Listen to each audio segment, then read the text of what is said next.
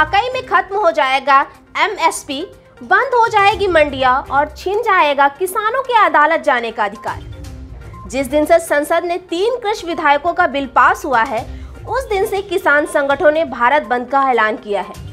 पंजाब ने रेल रोको अभियान शुरू कर दिया है। हर दिन किसान अलग अलग जगह पर अलग अलग तरीके से प्रदर्शन कर रहे हैं। इसी बीच कांग्रेस ने राष्ट्रव्यापी प्रदर्शन करने का फैसला लिया है।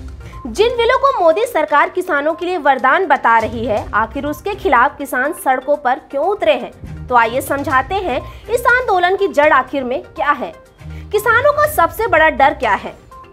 किसानों को सबसे बड़ा डर न्यूनतम समर्थन मूल्य खत्म होने का है। इस बिल के जरिए सरकार ने कृषि उपज मंडी समिति यानी मंडी से बाहर भी कृषि कारोबार का रास्ता खोल दिया है। मंडी से बाहर भी टेंड एरिया घोषित हो गया है।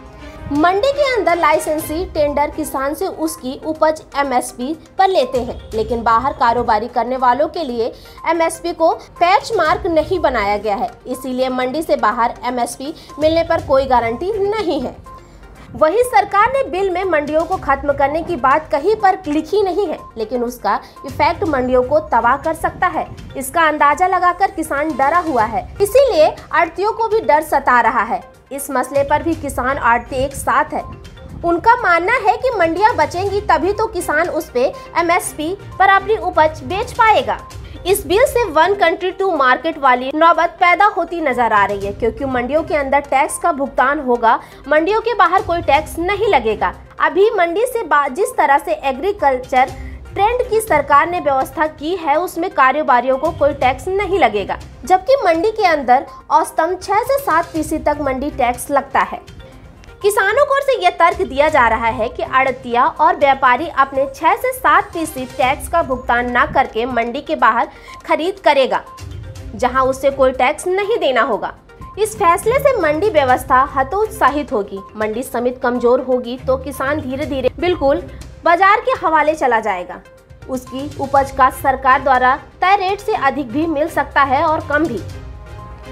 किसानों की इस चिंता के बीच राज्य सरकार को, खासकर पंजाब और हरियाणा को इस बात का डर सता रहा है कि अगर निजी खरीदार सीधे किसानों से अनाज खरीदेंगे तो उन्हें मंडियों में मिलने वाले टैक्स का भुगतान होगा। दोनों राज्यों में मंडियों से मोटा टैक्स मिलता है, जिससे वे विकास कार्य में इस्तेमाल कर सकते हैं। हालांकि हरियाणा और बीजेपी का शासन, इसीलिए यहाँ का सत्ताधारी नेता इस मसले पर मौन है। एक बिल कॉन्ट्रैक्ट फार्मिंग से संबंधित है, जिनमें किसानों का अदालत जाने का हक छीन लिया गया है। कंपनियों और किसानों के बीच विवाद होने पर सूरत में एसडीएम फैसला करेगा। उसकी अपील डीएम के यहाँ होगी, ना कि कोर्ट में। किसानों को डीएम एसडीएम पर विश्वास नहीं है, क्योंकि उन्हें लगता है कि इस दोनों पदों पर बैठे लोगों को सरकार की कठपुतली की तरह होते हैं। वो कभी किसानों के हित की बात नहीं करते हैं। वही केंद्र सरकार जो इस एक्ट की लिखित नहीं दे रही, उसका वादा बाहर कर रही है। इसीलिए किसानों में भ्रम फैल रहा है कि सरकार अपने ऑफिशियल बयान में एमएसपी जारी रखने और मंडियां बंद न होने का वादा कर रही है। पार्टी फोरम पर भी यही कह रही है, लेकिन यह बात एक्ट में लिखी नहीं जा रही है, इसीलिए शक और भ्रम है। किसानों को लगता है कि सरकार का कोई बयान एग्रीकल्चर एक्ट में एमएसपी की गारंटी देने की बराबरी नहीं कर सकता है, क्योंकि एक्ट की वादा खिलाफी पर सरकार को अदालत में खड़ा किया जा सकता है, जबकि पार्टी फोरम और बयानों पर कोई कानूनी अधिकार नहीं है।